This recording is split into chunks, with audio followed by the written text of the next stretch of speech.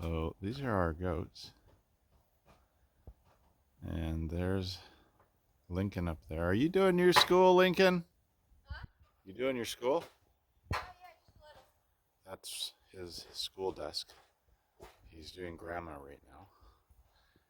And that right there is the reason why the goats are all over here. The dog likes to herd the goats. So today we are in here. We're going to try and, out of this 55-gallon drum, we're going to try and make an automated goat feeder. So we're going to take this barrel. I just put a hole in the bottom of it. On the inside, we just put a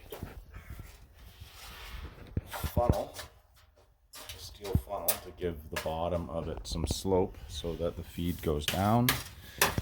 And I'm actually going to use this, it's actually a deer feeder.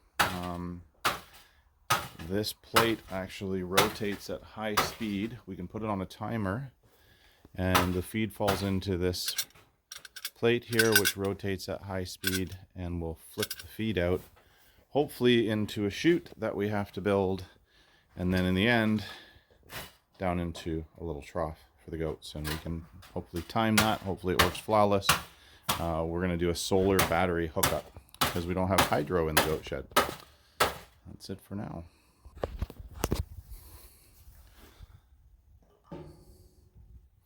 Pushing.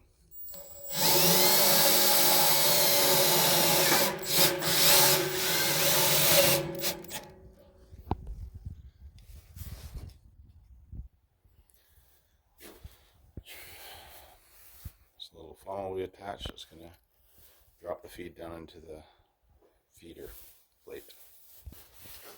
So now we just got to take these mounting brackets and bolt them to the side of the feeder, and I'm going to just put them in there so I can still adjust them for height. When we go to attach it, the plate has to be about 5/8, half inch to 5/8 distance from the very bottom of that funnel, and that'll be the mounting distance. So I'm just going to put these mounting brackets on the side of the feeder box here, and they're adjustable for height. So there's a little wing nut on. We put a flange nut here on the inside here. It all comes in the package for mounting. So I'm just going to put the other arm on. So Denver, in the meantime, he's ripping all this wire fencing off. We had actually made a basket similar to this one right here to hold hay, but we found the goats love to climb the basket and eat the stuff off the top for some reason, and over time they basically just stretched and broke a big hole in it. So we're going to repurpose this little piece of wood that we had put together for the basket, and then I'll probably rebuild a basket in wood. So on the farm we need to repurpose things. So I've just set the feeder box on its mount. The barrel right now is upside down, but this is the distance here from this black funnel. Should be roughly about 5/8. I don't know if you can see that. There's the top of the funnel. It should be roughly about 5/8 to half an inch to the bottom of the feeder plate here. This actually spins and shoots all the feed. So half inch to 5/8. So now we have everything upside down, but we're just going to mount these mounting brackets to the bottom of the barrel. They also provide some Hex Tech Drill Tech screws for that, so it should go in pretty quick.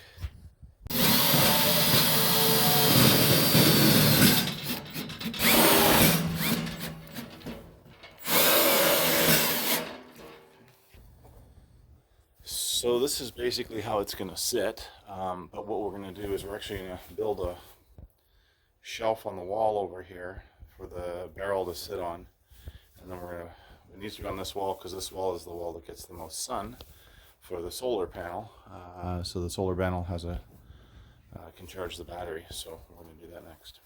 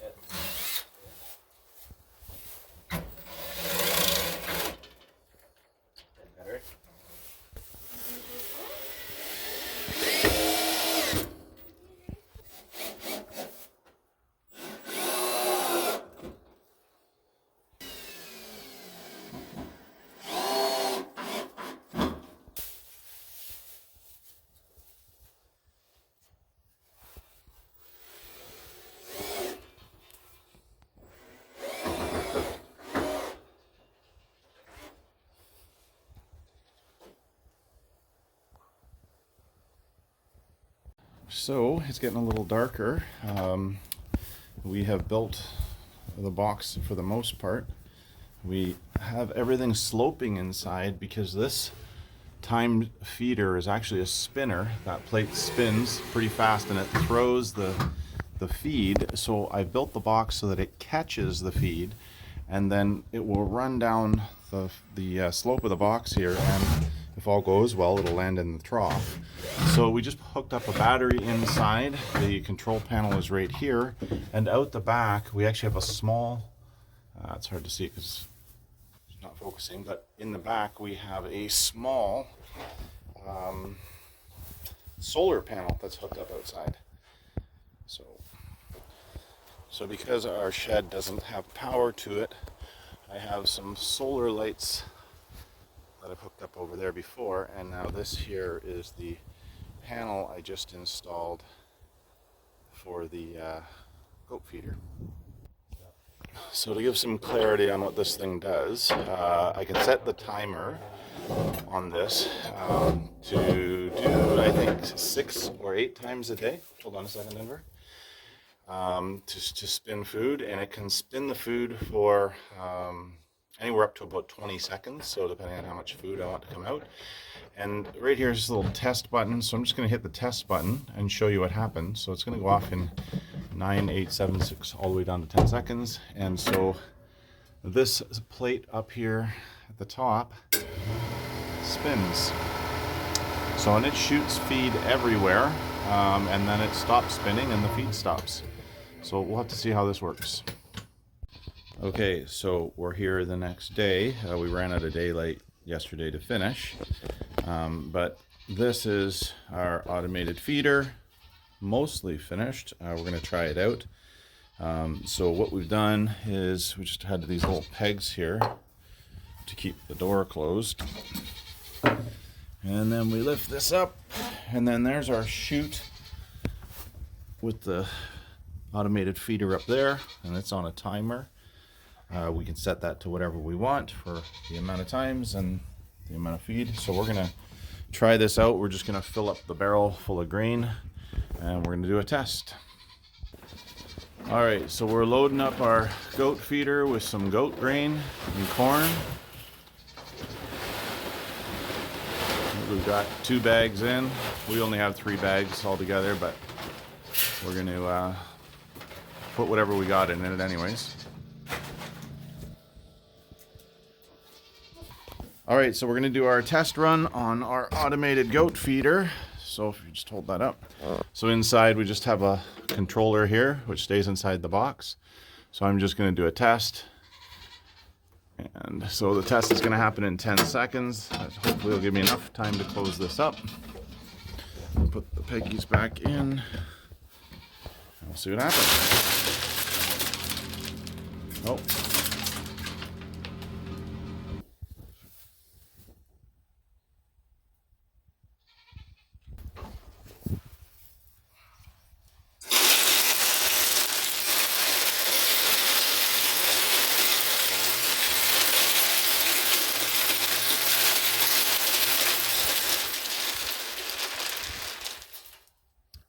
Have it.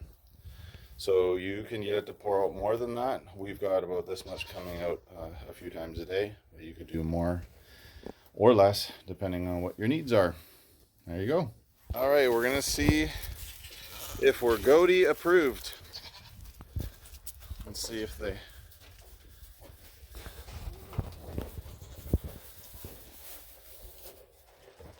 I'm not sure why that's there you have it. Looks like it.